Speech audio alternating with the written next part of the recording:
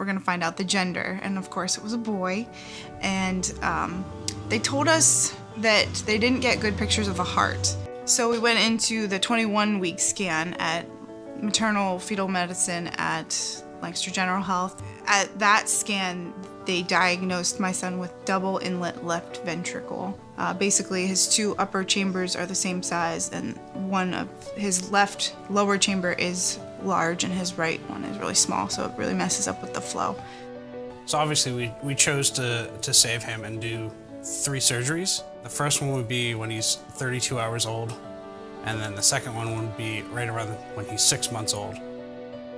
And the third surgery is when he's about 3 years old.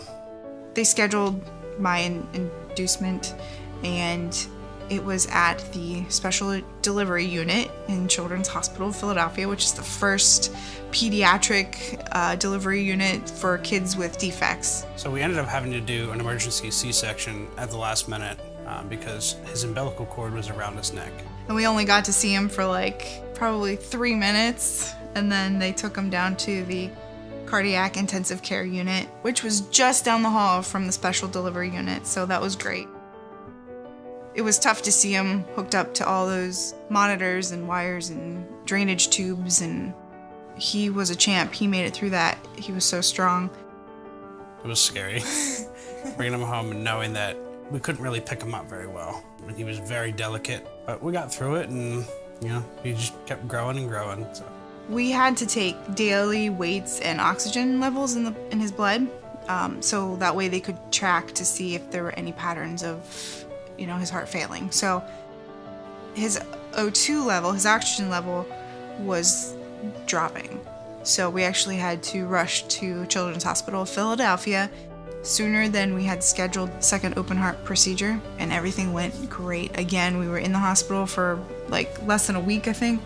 Now that he's getting older, I can just envision him as a normal kid, running around, playing, doing what any other kid would want to do. To us, he doesn't feel like he has a heart defect.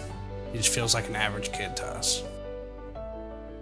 Without the doctors and nurses and everybody at Children's Hospital Philadelphia, we wouldn't have our baby boy. He wouldn't be here. Without Lancaster General Health, we wouldn't know about his diagnosis beforehand. So we are just so grateful to everybody there at both locations. It wasn't just one person looking at it, it was the whole team of them saying, "Oh, I think that's a little narrow, we need to keep an eye on that." We knew that they were looking at it in Philadelphia too, not just Lancaster, so everybody's very involved. Really lucky being where we're at here in Lancaster. I mean, we're fairly close to Philadelphia. We know that they're right down the road from us. And the fact that there is an office here in our hometown of Lancaster, Pennsylvania, is amazing. I can't even tell you how many times I've cried with them. They've given me coffee. They've sung to my son because he couldn't breathe. They are just amazing people there. And now an update to our story. Emmett, Mom, Dad, Grandpa, and Grandma got to take a very special tour of Clipper Magazine Stadium. Let's have a look.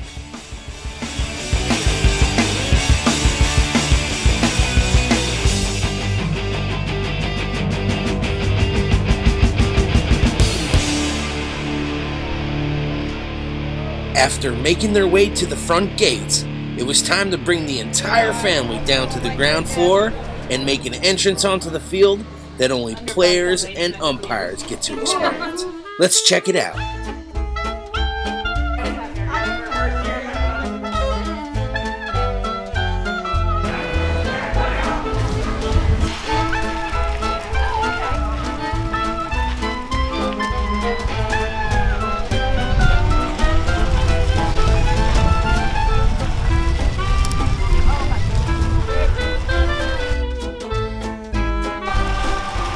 Once on the field, Emmett was greeted with some official Lancaster Barnstormers swag.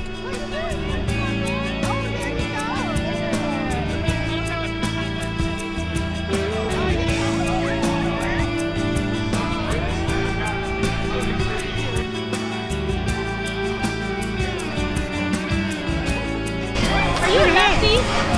He's either or.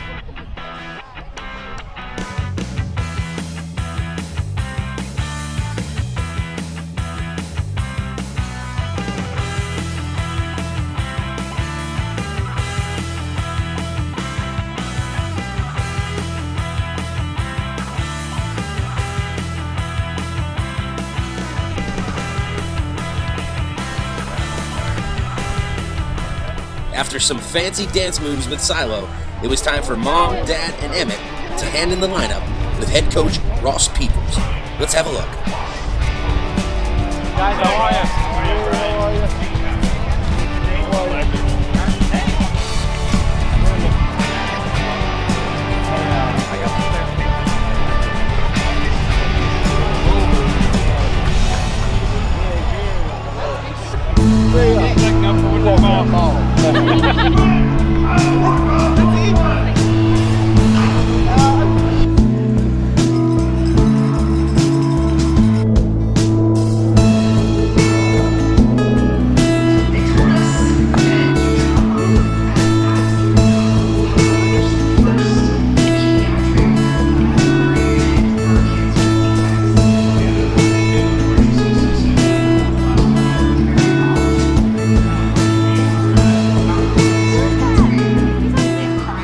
After a very emotional video presentation at the mound, it was time to count us down to fireworks. We're going from 10, 9, 8, 7, 6, 5, 4, 3, 2, 1.